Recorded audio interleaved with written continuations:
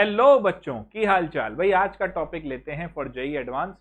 इस सीरीज में कोई बहुत लंबे लेक्चर नहीं दूंगा, आप खुद अच्छा सा कर रहे हैं, जेई एडवांस की तैयारी कर रहे हैं। शॉर्ट में कुछ मैं टॉपिक लूंगा हर एक सेशन में, जेई एडवांस में आए हुए कुछ सवाल लूंगा, उन सवालों के साथ साथ उसको समझा दूंगा। बहुत शॉर्ट में आप ये लोग कर देंगे, 10-15 मिनट का आपका सेशन रहेगा और आप इसे खाना खाते हुए देख सकते हैं ताकि आपका टाइम अच्छे तरीके से यूज हो जाए। 2007 में आए हुए इन क्वेश्चंस को मैंने लिया। आज के टॉपिक में हम बात करने वाले हैं भाई बेसिकली बॉन्ड ऑर्डर। ठीक है, बॉन्ड ऑर्डर क्या है, डायामैग्नेटिक पैरामैग्नेटिक हम कैसे पहचान लेंगे, कौन होता है क्या होता है, डायामैग्नेटिक पैरामैग्नेटिक कैसे है क्या है ये हम पहचान लेंगे। इंपॉर्टेंस ऑफ एमओटी जो कि जेई एडवांस के लिए बहुत रहती है। अब इसमें एमओटी के ऊपर इफ यू वांट मी कि मैं एक बहुत ही अच्छा लेक्चर जो जेई एडवांस के लिए हूं वो आप बता दीजिएगा, मैं ले लूंगा। The species having bond order different from that in CO.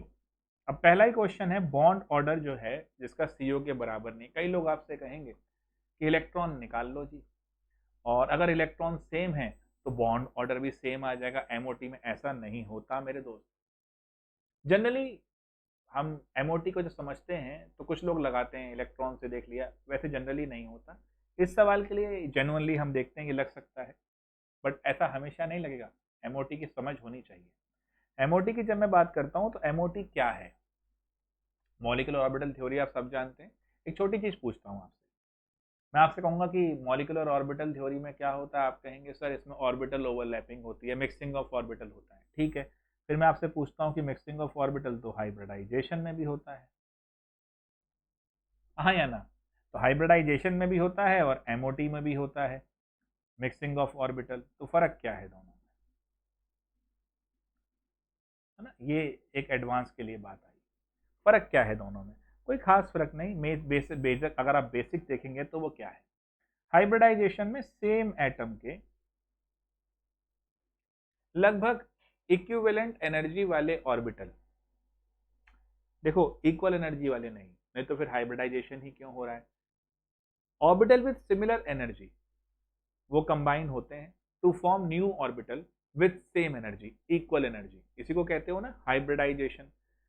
जैसे कि अमोनिया वाले केस में आप देखते हो कि 2s और 2p ऑर्बिटल आपस में कंबाइन हो गए, मिक्सिंग हो गई और फिर नया बना दिया और sp3 हाइब्रिडाइज ऑर्बिटल हो गए।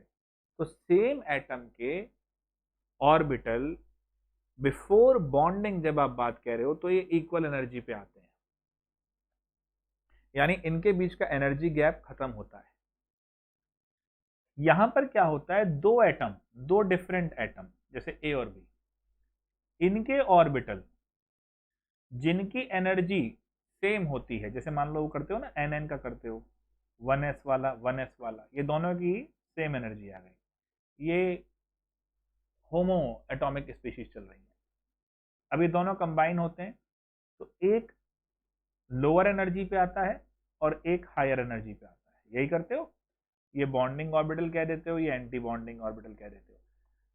तो बेसिक क्या है, सेम एटम के हाइब्रिडाइजेशन मिक्सिंग ऑफ ऑर्बिटल हो रही है, सेम एटम के दो ऑर्बिटल अपना एनर्जी गैप कम करते हैं और सेम एनर्जी लेवल पे आ जाते हैं, ये तो हाइब्रिडाइजेशन है, वीबीटी का कॉन्सेप्ट है। यहां पर अगर हम देखते हैं एमओटी के अंदर तो दो डिफरेंट एटम के अंदर ऐसे ऑर्बिटल जिनकी एनर्जी सेम थी कंबाइन होते हैं और एनर्जी गैप बढ़ा देते हैं, ये रहा। ये ऑर्बिटल मिक्सिंग का फर्क है इन दोनों में। दूसरी बात, हाइब्रिडाइजेशन हो जो वैलेंस बॉन्ड थ्योरी का कॉन्सेप्ट है, वैलेंस बॉन्ड थ्योरी में सिर्फ वैलेंस इलेक्ट्रॉन्स को ही देखा जाता है कि यही बॉन्डिंग में पार्टिसिपेट करते हैं। एमओटी के अंदर ये कहता है नहीं भैया, सारे इलेक्ट्रॉन का बॉन्डिंग में रोल है, कम और ज्यादा हो सकता है, वैलेंस इलेक्ट्रॉन का ज्यादा रोल होगा और बाकी इलेक्ट्रॉन का कम होगा, बट होता जरूर है। एमओटी इसलिए समग्र रूप से होलिस्टिक तरीके से बात करती है। हाइब्रिडाइजेशन या वैलेंस बॉन्ड के जो कॉन्सेप्ट है वो खाली वैलेंस इलेक्ट्रॉन पे ही लगे रहते हैं। इन सब बातों पे और एमओटी पे ज्यादा जानकारी चाहिए तो बताइएगा, आपको बिल्कुल बता देंगे। फिलहाल इस सवाल में हम देखें तो सीओ के अंदर इसको हम ऑप्शन के साथ हम निपटा सकते हैं। तो सीओ के अंदर आप देखेंगे तो आपको 14 इलेक्ट्रॉन मिल रहे हैं। मैंने बार बार कह रहा हूँ इलेक्ट्रॉन गिन के ही आप एमओटी या बॉन्ड ऑर्डर पे मत जाइएगा, बट फिलहाल तो करना पड़ जाएगा। NO माइनस में देखो तो O में 8, N में 7, 15 और एक 16, तो ये नहीं हो रहा है इसमें। NO प्लस में देखो तो भैया 15 और एक गया तो 14, ये बराबर हो गए इसके। CN माइनस का देखो बराबर हो गए, N2 का देखो बराबर हो गए, खाली फर्स्ट का नहीं हुआ, तो आंसर इसमें फर्स्ट हुआ। इस वाले सवाल को तो हमने इलेक्ट्रॉन से देख लिया, लेकिन वैसे MOT में ऐसा रिस्क नहीं ले सकते हम। Among the following the paramagnetic species, तो अब ये पैराडाई कैसे संभालेंगे? देखो डायामैग्नेटिक पहचानना सीख जाओ, बस ये पहचान लो, बाकी तो फिर जो डायमैग्नेटिक नहीं होगा वो पैरामैग्नेटिक होगा। भाई एक तो देखो कंपाउंड बनेंगे मेन ग्रुप एलिमेंट्स के, और एक ट्रांजिशन मेटल्स के। अरे यार वही कोऑर्डिनेशन वगैरह, सिंपल और कॉम्प्लेक्स, कॉम्प्लेक्स में कोऑर्डिनेशन, सिंपल में D&F वाले। मेन ग्रुप वालों में ध्यान रखना, सारे ऑड नंबर वाले तो पैरा होते हैं, सारे इवन वाले डाया होते हैं, एक्सेप्ट 10 इलेक्ट्रॉन वाले, 16 इलेक्ट्रॉन वाले, और एक S2 का ध्यान रखना, ये इनको छोड़ देना, बाकी सारे इवन नंबर वाले आपके डाया रहेंगे। ट्रांजिशन में सिंपल वालों में देखना D0 D10 ये कॉन्फ़िगरेशन आ रही हो तो डाया है, और कॉम्प्लेक्स में भी D0 D10, लेकिन CF जो होता है ना, मतलब बेसिकली जो स्ट्रॉन्ग फील्ड लिगेंड होता है, याद है CFT में पढ़ा था हमने, स्ट्रॉन्ग फील्ड लिगेंड साइनाइड वगैरह, ये पेयरिंग करा देते हैं, तो ये डायमैग्नेटिक होते हैं, है ना। तो अब इस सवाल में देखेंगे तो Na2O2, अब Na2 हो गए, तो इसमें 11 11 22 इलेक्ट्रॉन, है ना। और अब आप देखो O2, तो ये 16, तो 38 इवन हो गया, ये डाया है। O3 8 8 8 24 हो गया, डाया है। अब आप कहेंगे सर फिर O2 पैरामैग्नेटिक क्यों है ना, बढ़िया सवाल। MOT इसलिए कह रहा हूँ, हमने ये निकाल तो लिया कि ये 8 8 16 है, और मैंने अभी बताया भी आपको ये ट्रिक में कि 16 वाला जो है वो डाया नहीं होगा, बट इवन तो है, तो क्यों नहीं होगा, ये भी तो अच्छा सवाल बन सकता है। चलो फिलहाल इतना ही रखते हैं, लेकिन चाहो तो बता देंगे। अब होता क्या है ना बच्चों, हम बताने आए लेकिन कोई ध्यान, मतलब बच्चा ध्यान ना दे तो हमारे पे भी मन नहीं करेगा ना फिर उस चीज़ में। ये भी हमारे अभी पार्थ सारथी ने बोला तो हमने लगा ली क्लास, तो Na2O2 हो गया, O3 में आ गए तो ये दोनों तो डाया हो गए। N2O ले लो जी, N2O क्या हो बेटा, 14 और 8 थोड़ा 22 इवन हो गया, डाया हो गया।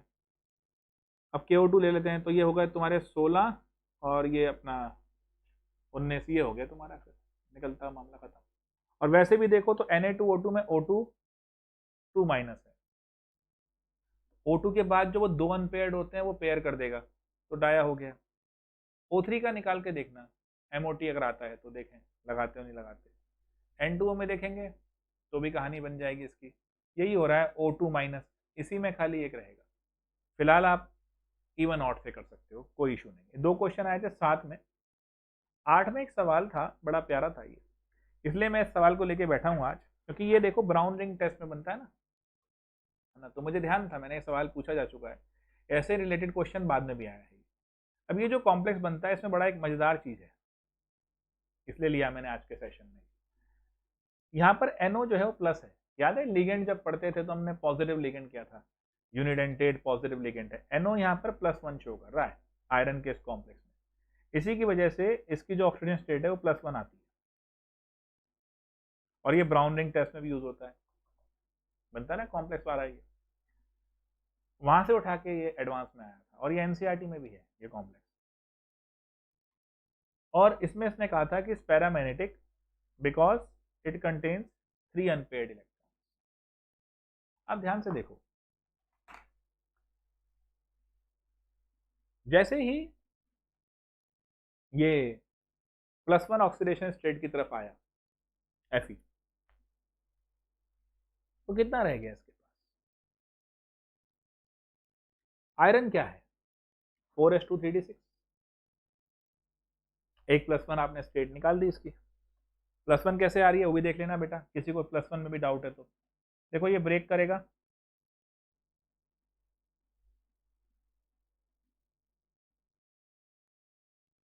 SO4 जाएगा -2 में, इसकी +1 है, x आ जाएगा +1 में, ठीक है। तो अब इसका जब हम देखेंगे ध्यान से, NO लेकिन स्ट्रॉन्ग लिगेंड भी है। अब अगर मैं इसको बनाने की कोशिश करूं, आयरन रहता है 26, 4s2 3d6, +1 में क्या आ जाएगा 6, s में आ गया 1, और NO जो है मेरा भाई, ये स्ट्रॉन्ग लिगेंड है, ये S वाले को अंदर फेंकेगा, पेयरिंग कराएगा, अंदर वाले की पेयरिंग नहीं कराएगा, S वाले की पेयरिंग कराएगा, जिसकी वजह से यहाँ पर 3 अनपेयर्ड रह जाएंगे। तो ये एक अच्छा क्वेश्चन था, आया था, इसलिए मैंने आपके साथ यहाँ डिस्कस कर दिया। ये इनऑर्गेनिक के 3 सेशन थे, एक कार्बोनाइल, मतलब 3 क्वेश्चन थे, एक कार्बोनाइल बॉन्ड के ऊपर ही पूछा जा सकता है, ध्यान रखना। तो वहाँ भी आपको ये अनपेयर्ड इलेक्ट्रॉन ही निकालने पड़ते हैं, कितने इलेक्ट्रॉन अवेलेबल हो रहे हैं फील्ड ऑर्बिटल वाले जो कार्बोनाइल के साथ बॉन्ड बनाएंगे। बढ़िया बॉन्ड होगा तो कार्बोनाइल की बॉन्ड लेंथ कम हो जाएगी। तो बेसिकली आज के सेशन में मैंने बहुत शॉर्ट रखा, खाना खाते हुए देख सकते हो, मैंने आपको समझाया कि बॉन्ड ऑर्डर कैसे है, डायमैग्नेटिक पैरामैग्नेटिक कैसे है, बहुत ही शॉर्ट में। सारे इवन वाले देख लो, 10-16 S2 छोड़ दो, है ना। तो उसके बाद सारे इवन वाले देख लो, मेन ग्रुप में वो सारे डाया हैं। और उधर आ जाओ, क्या बोलते हैं, कॉम्प्लेक्स वाले में बताया मैंने डी वाला करके, और इधर बताया मैंने कैसे आया, इस खास के अंदर एक क्वेश्चन दिया मैंने, ठीक है। और आपका ये समझाया MOT में फ़र्क क्या है। और MOT को अगर डिटेल पढ़ना है तो भैया आप बता देना, हम संडे को एक क्लास रख लेंगे, और अगर 5-6 बच्चे कहेंगे कम से कम तो लाइव आ जाएंगे। MOT लाइव पढ़ने का अलग ही मजा आएगा, ठीक है। चलो, आज कहा था आपने, देखें आज का रिस्पॉन्स क्या आता है, फिर और वीडियोस में हम डाल देंगे, ठीक है बच्चों। आराम से पढ़ोगे तो मजा आएगा ना पढ़ाने में, ठीक है। चलो करते हैं बेटा, all the best, good night.